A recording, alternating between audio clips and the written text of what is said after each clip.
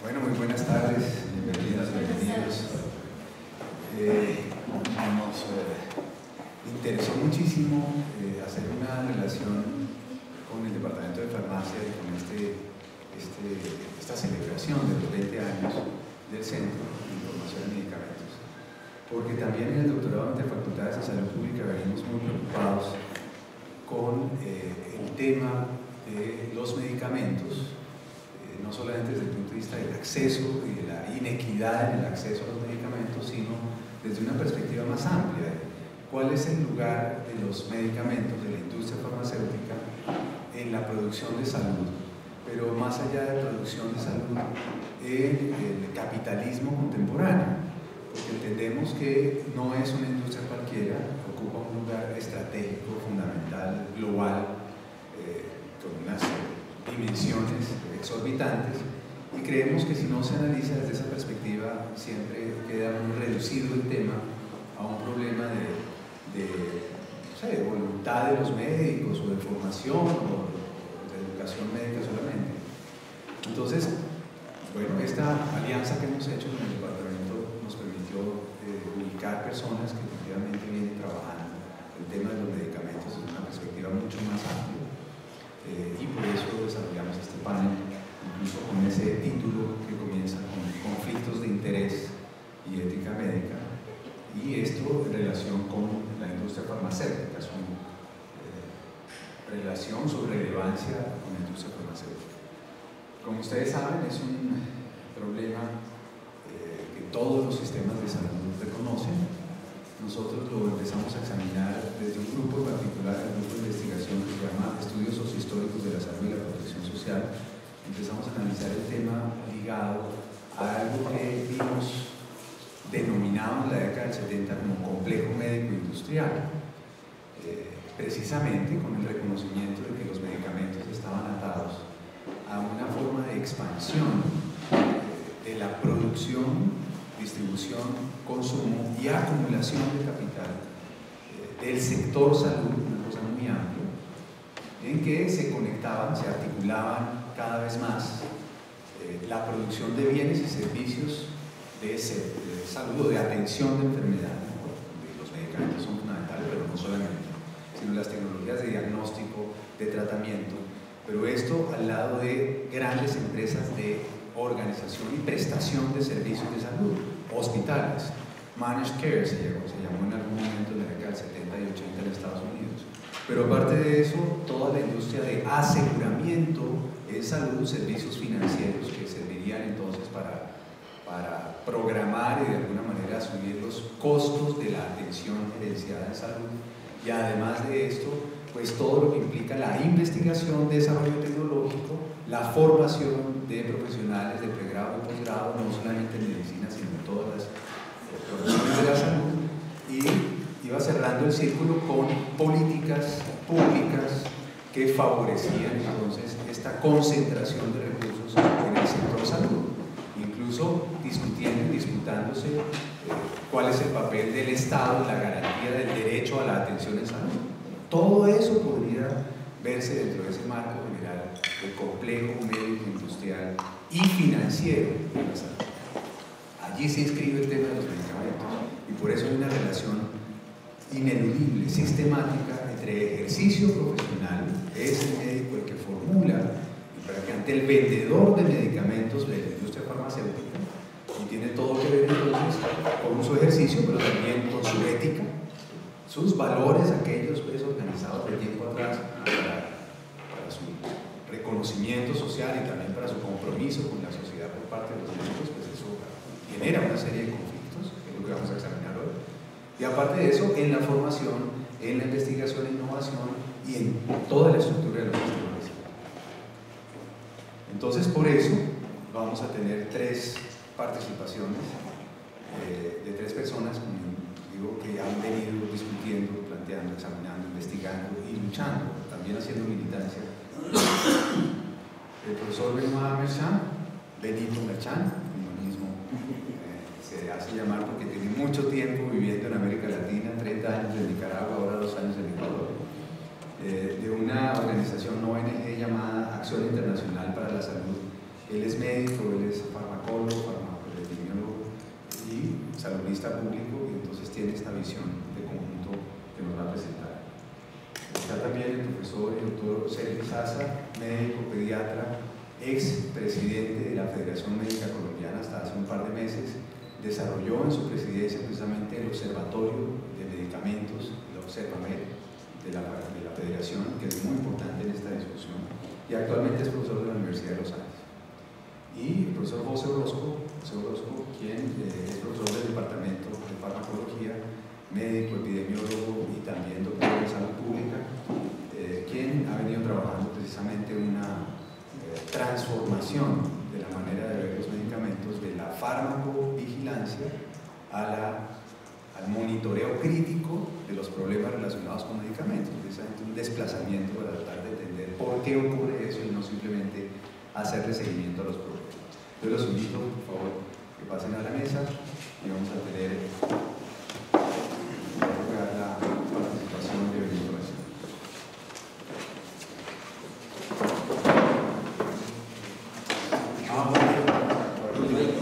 Nos vemos allá también. Sí, voy directamente aquí. Sí.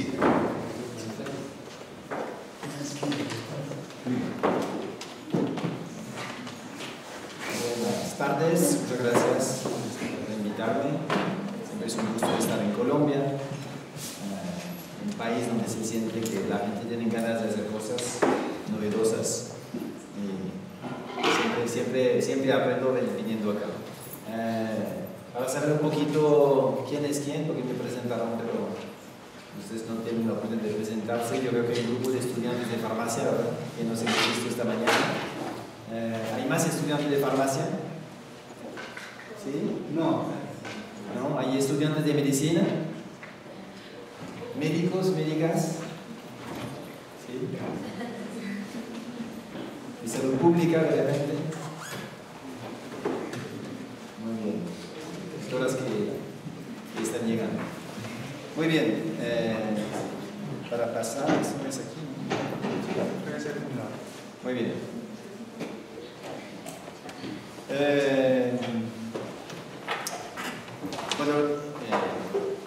Sí, me pidieron de hablar de dos cosas, de la relación médico-industria, industria farmacéutica, por supuesto, y un poquitito de lo que pasa actualmente en la regulación de la promoción farmacéutica en el Ecuador. Tal vez me avisan cuando me quedan 5 minutos. ¿Sí?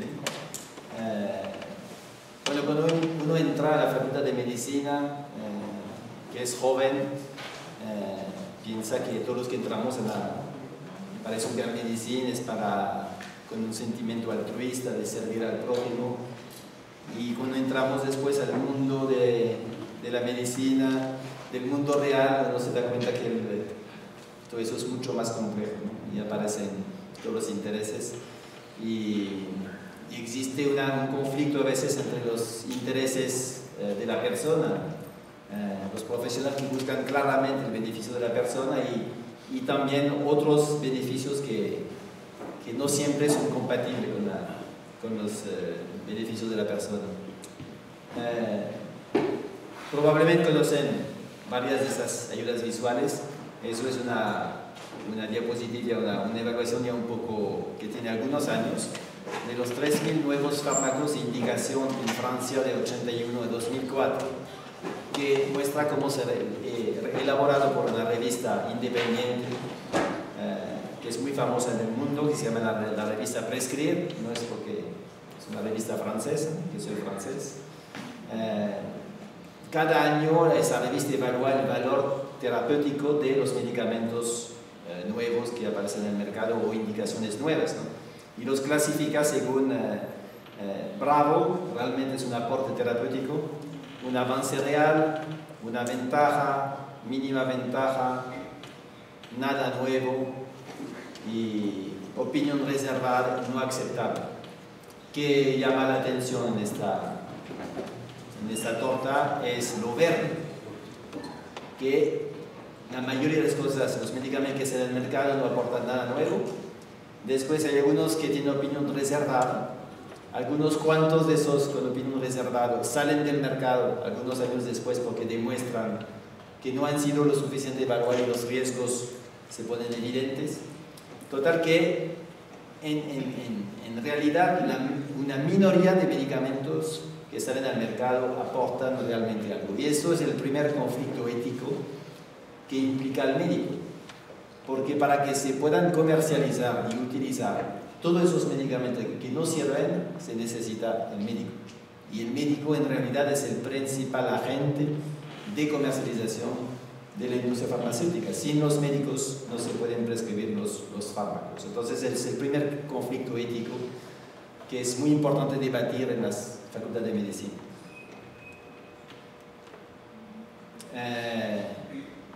Como pueden ver, aquí esa imagen ilustra una desigualdad, lo que se llama asimetría de la información. Eso significa que la industria farmacéutica gasta realmente una suma considerable de dinero a promover productos, digamos, para promover la información que le interesa para vender sus productos, y que las personas, los grupos que se dedican a la información independiente, somos muy pocos en relación y con mucho menos presupuesto que lo que tiene la industria farmacéutica. Está claro que la industria farmacéutica, la promoción farmacéutica sí sirve. Hay algunas pruebas tangibles de eso, como por ejemplo la evolución de la prescripción de la gabapentina, que es un medicamento que se utilizaba antes para algunos casos muy específicos de epilepsia, pero como se puede ver en la línea de abajo, el consumo de medicamentos para la epilepsia no tenía ningún crecimiento. Entonces el laboratorio empezó a promover indicación off-label, significa fuera de indicación autorizadas, y utilizando todas las estrategias que utiliza habitualmente la industria farmacéutica para enamorar los médicos y las médicas para prescribir sus productos. Y se ve claramente que el aumento principal de las ventas se han dado durante todos esos años para indicaciones no autorizadas, promovido por la industria farmacéutica. Eso es una diapositiva que seguramente algunos conocen, que es muy bonita esta investigación, los efectos de la formación médica continua sobre el volumen de prescripción. Es un estudio antes y después de una invitación a un balneario. Entonces, lo primero que se hace es se introduce un nuevo medicamento en un hospital, probablemente con algunas reuniones muy específicas con el comité de selección del hospital, pero se ve en el punto, no sé si el puntero, bueno, se ve con el número 1. Bueno, se ve es un monitoreo del consumo de este medicamento nuevo. Aquí. Perfecto. Entonces en el punto 1 tenemos que el medicamento se añade al formulario del hospital. El consumo no cambia sustantivamente. Después llegan las indicaciones para el viaje. Entonces bajan un poco porque claro que estamos haciendo las maletas. Después aumenta un poquito porque bueno, estamos muy cerca del viaje y digamos en el punto 3, claro que es el punto 0, estamos todos en el hotel, no estamos prescribiendo, pero al salir del hotel sí que estamos bien fresquitos y relajados, y ahí hay una gran prescripción, un aumento considerable de la prescripción. Después que rebaja considerablemente, porque no sé por qué efecto, pero después hay un pequeño impulso de nuevo y al final se logra transformar radicalmente el consumo de ese nuevo antibiótico en este caso. Lo que es interesante es que en otras instituciones, porque muchas veces los médicos trabajan en varias instituciones, entonces aumenta ligeramente digamos el consumo de este nuevo medicamento. Una cosa muy interesante de esa investigación es que los investigadores fueron a preguntar a los médicos en el balneario si sentían que esta invitación iba a influenciar su práctica. Y la mayoría de los médicos contestaron que no. Pero las pruebas dicen otra cosa. Esos otros estudios que muestran la influencia de las muestras gratuitas sobre la decisión de la prescripción. Se trata de prescripción de antihipertensivo de segunda línea versus antihipertensivo de primera elección.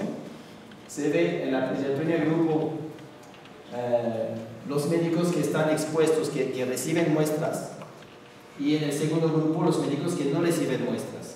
Y se ve claramente que los que reciben muestras prescriben en mayoría fármacos que son de segunda línea.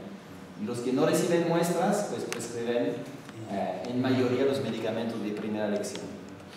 Por lo tanto, las muestras tienen su influencia en la práctica. También hay otros estudios que muestran el impacto de eso, y hay muchos datos que vienen de la historia del Vioxx, que es este antiinflamatorio inhibidor de SCOX-2 que fue promovido en los años 2000 y que es ejemplo de promoción antiética, donde se publican resultados después de 6 meses teniendo ya datos muy negativos, pero aprovechando una pequeña ventaja del medicamento para empezar a difundir los resultados y empezar una gran campaña de promoción hacia los médicos. Y por ejemplo, aquí se calculó la ganancia que supone organizar conferencias con un médico patrocinado, significaba $640 por prescriptor al año siguiente. Reunión con visitadores médicos, $166 por médico. Entonces se ve el impacto. Eso es otro estudio que muestra el impacto de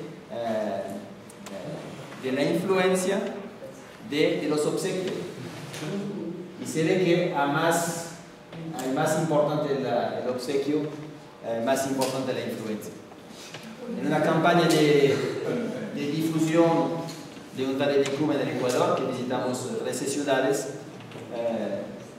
y que difundió un video que después le daré el link. Un profesor de farmacología nos dijo, cuando vinieron a promover el Vioxx en la ciudad de Cuenca, al terminar la conferencia organizaron un gran concurso que el profesional que más Vioxx recetaba se ganaba un viaje a Australia para un congreso del dolor. Y me dijo, ganó una odontóloga de Cuenca, ¿no?, que se puso a recetar tanto como posible.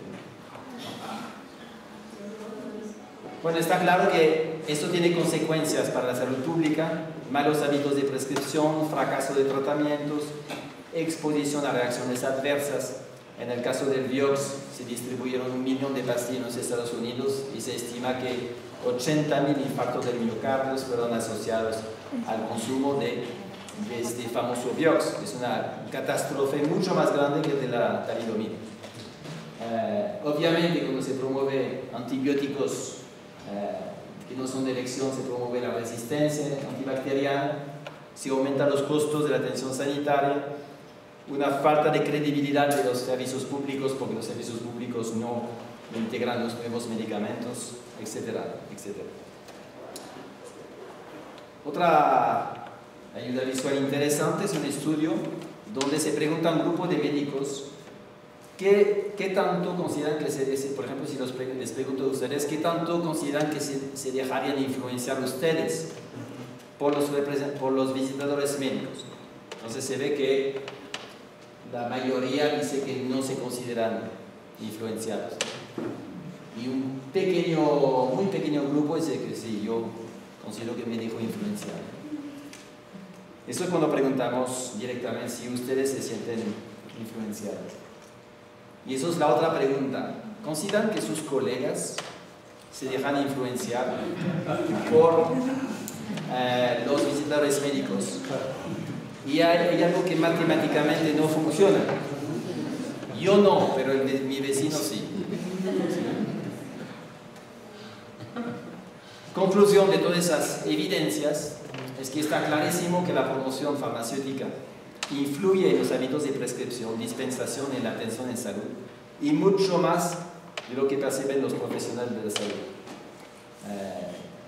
Los profesionales de la salud, los médicos en particular, tal vez no se consideran humanos, consideran que son resistentes a la promoción farmacéutica, pero como también son humanos. Entonces, son sensibles a las estrategias de la promoción farmacéutica. La razón de preocuparse por este tema es que médicos y farmacéuticos están expuestos desde sus estudios. No sé cómo está el caso en Colombia, pero eso sería muy interesante investigar. Probablemente se ha dicho investigación, la parte de cuándo se está en contacto. A veces nos hablarás más de eso, José. Se hace muy poca énfasis en el análisis crítica de la promoción farmacéutica, como que si la promoción farmacéutica no fuera parte de la realidad, cuando es una realidad muy presente para todos los médicos cuando están trabajando, que estemos trabajando en el sistema público o privado. Siempre está la influencia, está la... y es un amplio campo para los conflictos de interés entre los profesionales de la salud. Entre las pocas, digamos, entre los métodos que utiliza ahora siempre más, ya no se manda revistas a los médicos, sino que hay un bombardeo por internet.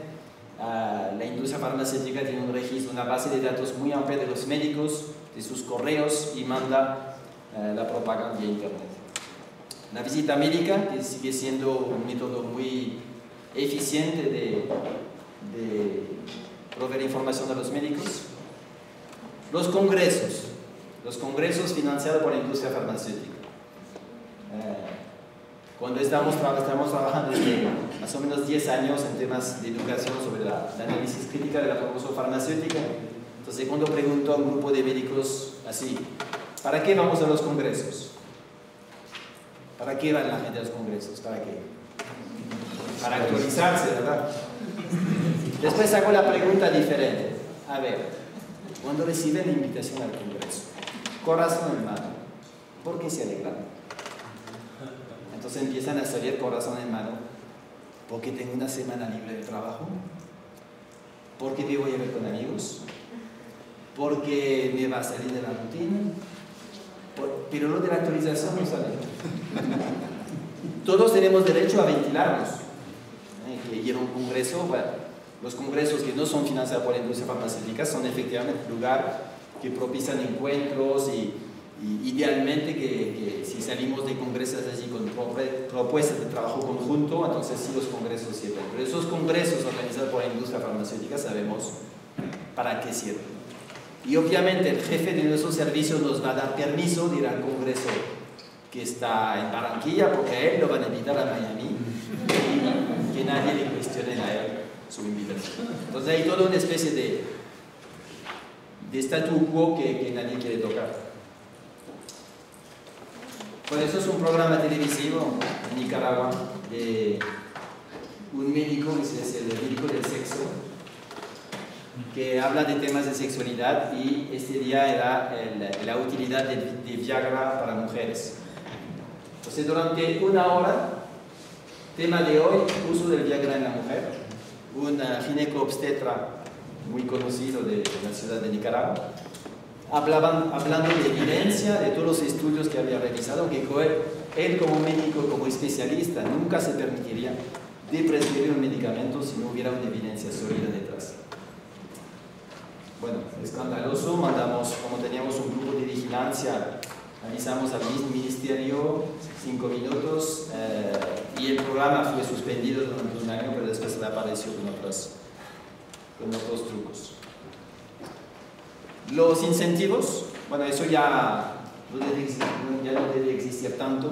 Eso es un ejemplo de un cheque que se entrega a la paciente para que tenga un descuento en la farmacia para conseguir suplementos de hormonas para la menopausia.